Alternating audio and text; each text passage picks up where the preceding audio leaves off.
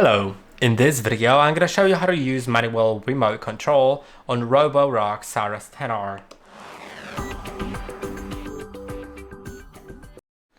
To do it, go to settings in the top right corner, then go to remote control and now click on OK. Make sure that you actually see the robot so you don't go like somewhere it shouldn't go.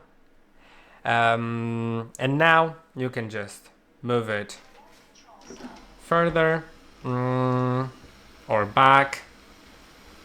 So yeah, that's what you can do. You can do spot clean, you can go back to dock. That's what I'll do.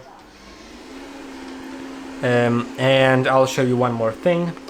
And one last thing is that you can set the buttons. Instead of buttons, you can set it to joystick and move the robot like so. So it'll start going around everywhere. And that's basically what you can do. You can rotate it, you can go back and stuff like that. I hope that this video was helpful. Don't forget to like and subscribe, and I'll see you in the next one.